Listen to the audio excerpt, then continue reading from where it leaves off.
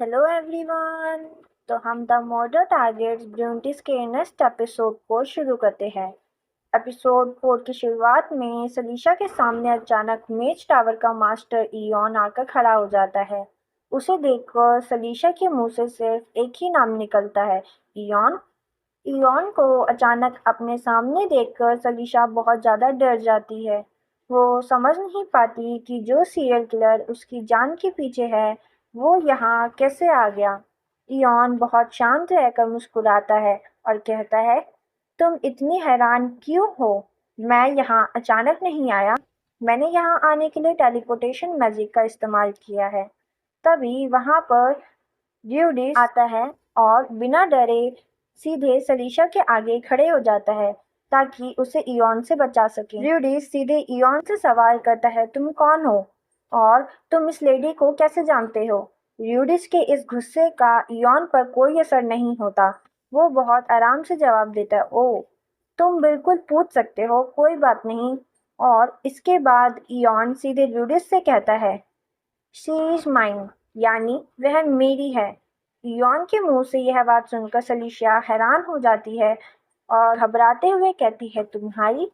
तभी इयॉन अपनी बात साफ करते हुए कहता है, दूसरे शब्दों में कहे तो वह मेरे टावर के लोगों में से एक है।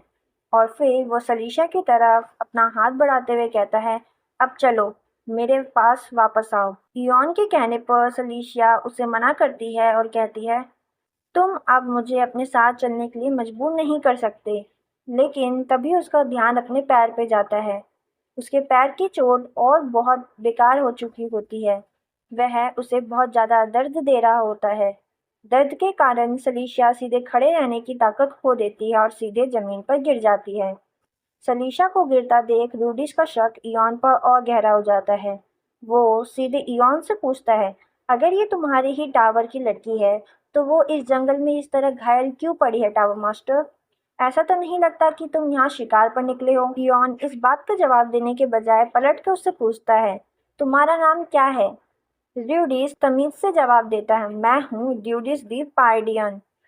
इयॉन कहता है, तुम दूसरों के मामले में कुछ ज़्यादा ही दिलचस्पी ले रहे हो। इस पर यूडिस जवाब देता है, किसी ज़रूरतमंद की मदद करना स्वाभाविक बात है। क्या तुम मुझे समझाओगे कि आखिर यहाँ चल क्या रहा है? इयॉन कहता है, तुम्हारे लिए बेहतर होगा कि तुम साफ कह दो कि तुम इसमें इंटरेस्ट हो। और अगर कोई एक्सप्लेनेशन चाहिए तो सीधा उसी से पूछ लो। यह सुनकर सलीशा को गुस्सा आता है और वो सोचती है कि यह आदमी उसके साथ किसी चीज की तरह बर्ताव कर रहा है। ड्यूडिस तुरंत सलीशा की तरफ मुड़ता है और पूछता है, क्या आप इस आदमी को जानती हैं माई लेडी? सलीशा बोलना शुरू करती है, ये मेज टावर के मास्टर है। लेकिन तभी उसके मन में इयॉन की आवाज़ आती है। वह बोलता है, हाँ बोलो आगे, मुझे बताओ कि तुम मेरे बारे में क्या सोचती हो? सलीशा को याद आता है कि उनके बीच हुए कॉन्ट्रैक्ट की वजह से इयॉन उसके दिमाग की बात पढ़ सकता है। तो ऐसा लगने लगता है कि शायद इयॉन पहले से ही जानता है कि उसे वह पता है कि इयॉन ही कातिल है और वो उसे सिर्फ एक मनोरंजन के लिए जिंदा रख रहा है। सलीशा सोचती है कि अगर उसने ड्यूडिस को सच बताया तो इयॉन उसे तो मारेगा ही, साथ ही सबूत मिटाने के लिए रूडिस को भी जान से मार देगा। इसलिए वो दोनों की जान बचाने के लिए झूठ बोलते हुए कहती है, मैं तो बस एक मेज टावर में एक रिसर्चर हूँ। वो खुद को संभालती है और झूठ को सच दिखाने के लिए एक नकली कहानी सुनाती है। वो कहती है कि वह घर छोड़ने के डर से चलती बग्घी से कूद गई थी। फिर वो यूडिस से कहती है, क्या तुम मुझे ऊपर उठाने में मदद कर सकते हो? जब यूडिस उसे उठाने के लिए आगे बढ़ता है, तो सलीशिया उसके करीब आकर उसके कान में धीरे से फुसफुसाती है, मेरा सबसे पसंदीदा नॉवल 43 थर्ड स्ट्रीट बाइनन है। यह बोलकर वह यूडिस को एक हिंट देना चाहती है। तभी उसका हाथ पकड़ ही रहा होता है तो पीछे इयॉन उन्हें देखकर कुछ नोटिस करता है। पर तभी जैसे ही सलीशा खड़े होने की कोशिश करती है, उसका हाथ रीढ़ी से छूट जाता है और वो जादुई तरीके से हवा में ऊपर की तरफ तैरने लगती है। सलीशा गुस्से में चिल्लाती है, तुम यह क्या कर रहे हो? और तभी इयॉन अपने जादू से सलीशा को हवा में खींचकर सीधे अपनी बाहों में उठा लेता है। वो ड्यूडिस की तरफ देखता है और कहता है, मैं उम्मीद करता हूँ कि हम दोबारा कभी ना मिलें। ड्यूडिस बहुत ही कंफ्यूज और हमारी सलीशा की बात को ही सोचने लगता है कि उसने 43rd स्ट्रीट के बारे में बोला था। फिर हमें मैंशन का सीन दिखाया जाता है और एक रूम का जो कि बहुत ही सुंदर तरीके से सजा हुआ था। वहाँ सलीशा बैठी होती है और पूछती है कि हम कहाँ पे हैं। इयॉन जवाब देता है कि हम मेज टावर में हैं। हमारी सलीशा तभी एहसास करती है कि क्या मेज टावर, ये वही अजीब जगह है जहाँ से वो अपने सपनों में हमेशा भागने की कोशिश करती है और जहाँ अनजान आवाजें उसे हमेशा पुकारती है। और इसी मेज टावर में सलीशा देखती है कि उसके नीचे बेहिसाब और अनजान सीढ़ियां चली जा रही है। उसे लगता है कि उसका सबसे बुरा सपना अब हकीकत बन चुका है और वो बुरी तरह कांप उठती है। तभी इयॉन आता है और उसे परेशान देखकर कहता है, तुम जख्मी हो। इयॉन सलीशा के जख्म को देखते हुए उसे आगे वार्न करता है कि वो कम से कम 1 महीने तक ठीक से चल नहीं पाएगी। वो उसे समझाते हुए टोन में कहता है कि अभी के लिए वो बिल्कुल रिलैक्स करे और चीज़ों को थोड़ा धीरे-धीरे हैंडल करे। इयॉन की ये बात सुनकर सरीशा थोड़ी मायूस और परेशान हो जाती है।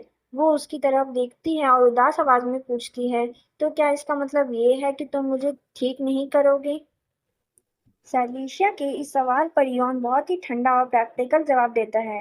वो कहता है कि अगर उसने सलीशा के एंकल ठीक कर दिया तो वो शायद यहाँ से फिर से भागने की कोशिश करेगी।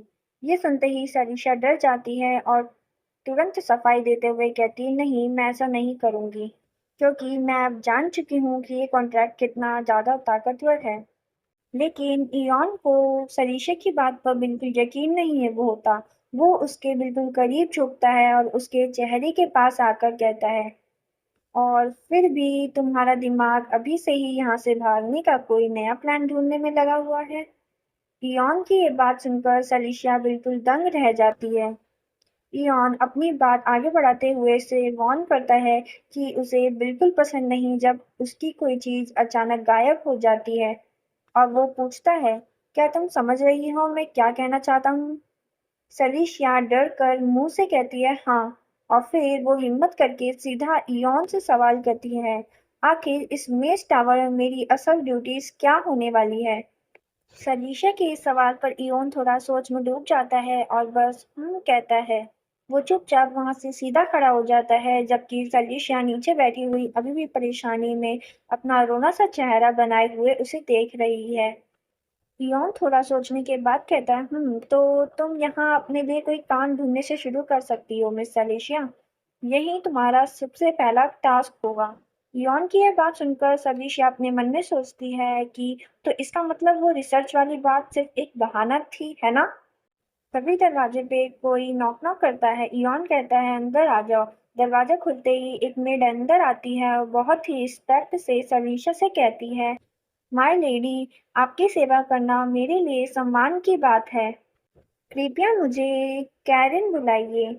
इयॉन उस मेड यानी कैरन से कहता है, अब से इसका ध्यान रखना। लेकिन जाते जाते वो एक अजीब और ठंडे वार्निंग देता है, लेकिन इस बात का ध्यान रखना कि ये बहुत जल्दी ठीक ना हो जाए। तुम समझ रही हो, है ना? और इतना कहकर वो दरवाजा जोर से बंद करते हुए चला जाता है। कैरन झुककर कहती है, जी मास्टर। फिर सलीशा थोड़ा नॉर्मल होकर अपना इंट्रोडक्शन देती है और कहती है, गुड डे कैरिन, मैं हाउस ऑफ बैलेंस से हूँ जो बाइनन शहर के वेस्टर्न डिस्ट्रिक्ट में है। ये सुनकर कैरिन बहुत ही पोलाइट वे में कहती है, माय लेडी, आपसे मिलकर मुझे बहुत खुशी हुई। कैरन की बात सुनकर सलीशिया अपने मन में एक भयानक बात सोचने लगती है।